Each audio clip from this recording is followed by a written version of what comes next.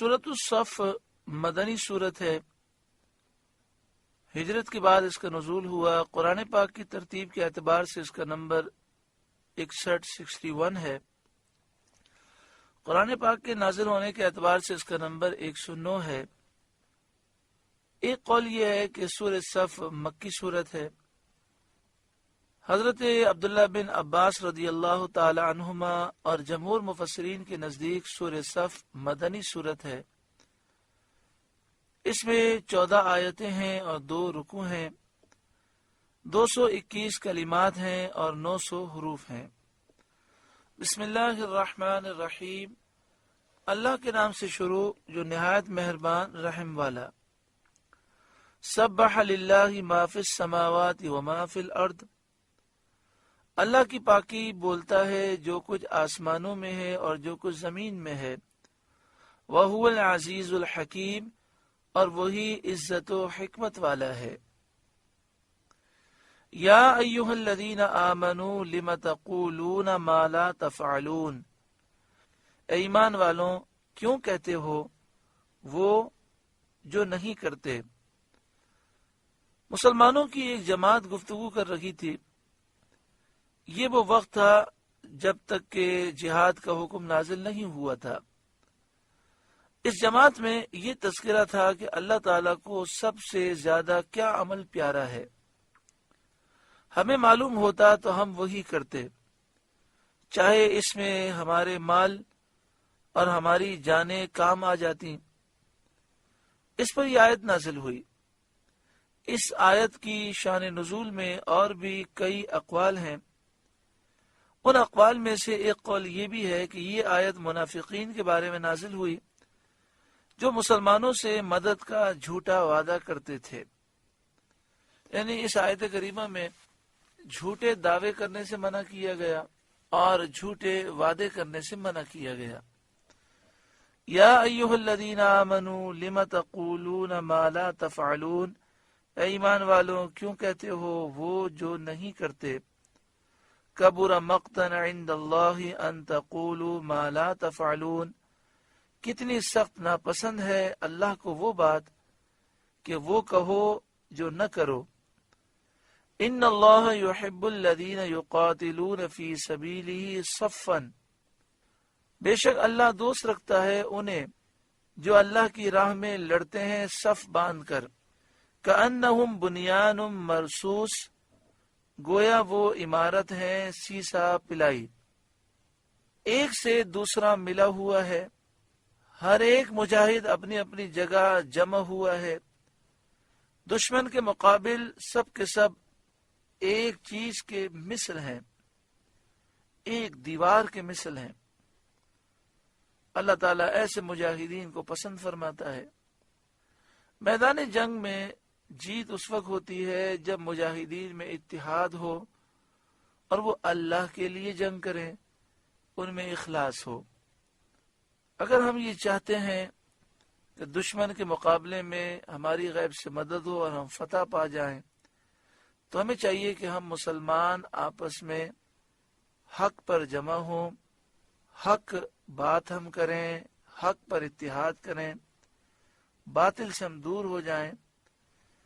کیونکہ اگر حق پر ہم جمع نہ ہوئے، ہم میں اخلاص نہ ہوا اور اللہ کی رضا کے لیے حق پر ہم نے اتحاد نہ کیا تو دشمن ہمیں ریزہ ریزہ کر دے گا. وَإِذْ قَالَ مُوسَىٰ لِقَوْمِهِ يَا قَوْمِ. اور یاد کرو جب موسیٰ نے اپنی قوم سے کہا اے میری قوم، لِمَ تُؤْذُونَنِي. مجھے کیوں ستاتے ہو، آیات کا انکار کر کے اور میرے اوپر جھوٹی تہمتیں لگا کر مجھے کیوں ستاتے ہو. وَقَدْ تَعْلَمُونَ أَنِّي رَسُولُ اللَّهِ إِلَيْكُمْ. حالانکہ تم جانتے ہو یقین کے ساتھ کہ میں تمہاری طرف اللہ کا رسول ہوں، اور رسول کی تعظیم واجب ہے، ان کی توقیر اور ان کا احترام لازم ہے. انہیں ایذا دینا سخت حرام اور انتہا درجے کی بد نصیبی ہے. فَلَمَّا زَاغُوا أَزَاغَ اللَّهُ قُلُوبَهُمْ. پھر جب وہ ٹیڑے ہوئے اللہ نے ان کے دل ٹیڑھے کر دیے۔ جب یہ لوگ حضرت موسیٰ علیہ السلام کو تکلیف دے کر حق کے راستے سے منحرف اور ٹیڑھے ہوئے، اللہ نے ان کے دل ٹیڑھے کر دیے، انہیں اتباع حق کی توفیق سے محروم کر دیا۔ حق کی پیروی کی توفیق یہ اللہ کی نعمت ہے، تو جب ان لوگوں کے دل ٹیڑھے ہو گئے تو حق کی پیروی کرنے کی توفیق سے اللہ تعالیٰ نے انہیں محروم کر دیا۔ واللہ لا یہدی القوم الفاسقین، اور فاسق لوگوں کو اللہ راہ نہیں دیتا۔ فاسق لوگ سے مراد یہاں وہ فاسق ہیں جو اللہ کے علم میں نافرمان ہیں۔ اس آیت میں تنبیہ ہے کہ رسولوں کو ایذا دینا سخت ترین جرم ہے، اور اس کے وبال سے دل ٹیڑھے ہو جاتے ہیں اور آدمی ہدایت سے محروم ہو جاتا ہے۔ وَإِذْ قَالَ عِيسَى ابْنُ مَرْيَمَ، اور یاد کرو جب عیسیٰ بن مریم نے کہا، یا بنی اسرائیل، اے بنی اسرائیل، انی رسول اللہ علیکم، میں تمہاری طرف اللہ کا رسول ہوں، مصدقا لما بین یدی من التوراۃ، اپنے سے پہلی کتاب توریت کی تصدیق کرتا ہوا اور توریت اور دیگر اللہ کی کتابوں کا اقرار اور اعتراف کرتا ہوا اور تمام پہلے انبیاء کو مانتا ہوا۔ یعنی عیسیٰ علیہ السلام نے فرمایا، اے بنی اسرائیل، میں اللہ کا رسول ہوں، اس حال میں کہ میں توریت اور تمام اللہ کی کتابوں کی تصدیق کرتا ہوں اور تمام نبیوں کو میں مانتا ہوں۔ وَمُبَشِّرًا بِرَسُولٍ يَأْتِي مِن بَعْدِ اسْمُهُ احمد، اور ان رسول کی بشارت سناتا ہوا جو میرے بعد تشریف لائیں گے، ان کا نام احمد ہے۔ یعنی عیسیٰ علیہ السلام نے فرمایا کہ میں اس نبی آخر الزماں کی خوشخبری تمہیں سناتا ہوں جو میرے بعد تشریف لائیں گے، اور ان کا نام احمد ہے۔ حدیث شریف میں ہے، رسول کریم صلی اللہ علیہ وآلہ وسلم کے حکم سے صحابہ کرام نجاشی بادشاہ کے پاس گئے۔ ابو داؤد شریف میں یہ حدیث پاک ہے۔ تو نجاشی بادشاہ نے کہا، میں گواہی دیتا ہوں کہ محمد مصطفیٰ صلی اللہ علیہ وآلہ وسلم اللہ تعالیٰ کے رسول ہیں، اور وہی رسول ہیں جن کی حضرت عیسیٰ علیہ السلام نے بشارت دی۔ اگر امور سلطنت کی پابندیاں نہ ہوتی تو میں ان کی خدمت میں حاضر ہو کر کفش برداری کی خدمت بجا لاتا، ان کے نالین پاک اپنے سینے سے لگاتا۔ حضرت عبداللہ بن سلام رضی اللہ تعالیٰ عنہ سے مروی ہے، توریت میں سید عالم صلی اللہ علیہ وسلم کی صفت مذکور ہے، اور یہ بھی کہ حضرت عیسیٰ علیہ السلام نبی کریم صلی اللہ علیہ وسلم کے پاس مدفون ہوں گے۔ عیسیٰ علیہ السلام کا قرب قیامت میں نزول ہوگا، 40 سال آپ دنیا میں رہیں گے، نکاح کریں گے، اولاد بھی ہوگی، پھر آپ کا وصال ہوگا، اور نبی اکرم صلی اللہ علیہ وآلہ وسلم کے پہلو میں آپ کا مزار بنے گا۔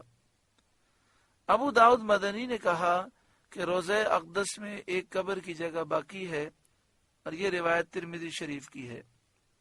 حضرت کعب احبار سے مروی ہے کہ حواریوں نے حضرت عیسیٰ علیہ السلام سے عرض کیا، یا روح اللہ، کیا ہمارے بعد اور کوئی امت بھی ہے؟ فرمایا، ہاں، احمد مجتبی صلی اللہ علیہ وآلہ وسلم کی امت، وہ لوگ حکماء، علماء، ابرار اور اتقیاء ہیں۔ یعنی اس امت میں حکمت والے لوگ ہوں گے، علم والے لوگ ہوں گے، ابرار، نیکوکار، اتقیاء، متقی، پرہیزگار لوگ ہوں گے۔ وہ لوگ حکماء، علماء، ابرار اور اتقیاء ہیں، اور فقہ میں نائب انبیاء ہیں۔ اللہ تعالیٰ سے تھوڑے رزق پر راضی، اور اللہ تعالیٰ ان سے تھوڑے عمل پر راضی۔ فَلَمَّا جَاءَهُمْ بِالْبَيِّنَاتِ، پھر جب احمد ان کے پاس روشن نشانیاں لے کر تشریف لائے، قَالُوا هَذَا سِحْرٌ مُبِينٌ، بولے یہ کھلا جادو ہے۔ ومن اظلم ممن افترى على الله الكذب وهو يدعى الى الاسلام، اور اس سے بڑھ کر ظالم کون جو اللہ پر جھوٹ باندھے حالانکہ اسے اسلام کی طرف بلایا جاتا ہو۔ اللہ پر جھوٹ باندھے، اللہ کی طرف شریک اور اولاد کی نسبت کر کے، اور اللہ کی آیتوں کو جادو بتا کر، یعنی جس نے یہ کہا کہ اللہ کے سوا کوئی خدا الہ معبود ہے، فرشتے اللہ کی بیٹیاں ہیں، یا عیسیٰ علیہ السلام اللہ کے بیٹے ہیں، یا حضرت عزیر اللہ کے بیٹے ہیں، جس نے یہ کہا اس نے اللہ پر جھوٹ باندھا۔ جس نے اللہ کی آیتوں کو، قرآن کی آیتوں کو جادو بتایا، اس نے اللہ پر جھوٹ باندھا۔ ومن اظلم ممن افترى على الله الكذب، اور اس سے بڑھ کر ظالم کون جو اللہ پر جھوٹ باندھے، وهو يدعى الى الاسلام، حالانکہ اسے اسلام کی طرف بلایا جاتا ہو، وہ اسلام جس میں دونوں جہاں کی سعادت ہے، لیکن وہ اسلام کی طرف نہ آئے اور اللہ پر جھوٹ باندھے۔ واللہ لا يهدي القوم الظالمین، اور ظالم لوگوں کو اللہ راہ نہیں دیتا۔ یریدون لیطفئوا نور اللہ بافواہہم، چاہتے ہیں کہ اللہ کا نور اپنے منہوں سے بجھا دیں۔ اللہ کے نور سے مراد دین برحق اسلام ہے، تو یہ چاہتے ہیں کہ دین برحق اسلام کو اپنے منہوں سے بجھا دیں، یعنی قرآن پاک کو شعر کہہ کر، جادو کہہ کر، کہانت کہہ کر اسلام کو، دین حق کو یہ روک دیں، ختم کر دیں۔ ایسا ہرگز نہیں ہوگا۔ واللہ متم نورہ ولو کرہ الکافرون، اور اللہ کو اپنا نور پورا کرنا ہے، پڑے برا مانے کافر، یعنی کافروں کو اگرچہ برا لگے، اللہ تعالیٰ اپنے نور کو ضرور پورا کرے گا، اسلام کو غلبہ دے گا۔ هو الذی ارسل رسولہ بالہدی ودین الحق، وہی ہے جس نے اپنے رسول کو ہدایت اور سچے دین کے ساتھ بھیجا، لیظہرہ علی الدین کلہ، کہ اسے سب دینوں پر غالب کرے، ولو کرہ المشرکون، پڑے برا مانے مشرک، یعنی اگرچہ مشرکوں کو برا لگے، لیکن ہوگا ایسا ہی کہ اللہ سارے دینوں پر اسلام کو غالب کر دے گا۔ چنانچہ اللہ نے اسلام کو تمام دینوں پر غالب فرمایا۔ حضرت مجاہد سے منقول ہے کہ جب حضرت عیسیٰ علیہ السلام نزول فرمائیں گے تو روئے زمین پر سوائے اسلام کے اور کوئی دین نہ ہوگا۔ ان مراد یہ کہ عیسیٰ علیہ السلام تشریف لائیں گے، حضرت امام مہدی اور عیسیٰ علیہ السلام جہاد کریں گے، نبی اکرم صلی اللہ علیہ وآلہ وسلم کا دین لوگوں تک پہنچائیں گے، اور ایک وقت وہ آئے گا کہ روئے زمین پر مسلمانوں کے سوا کوئی باقی نہ ہوگا۔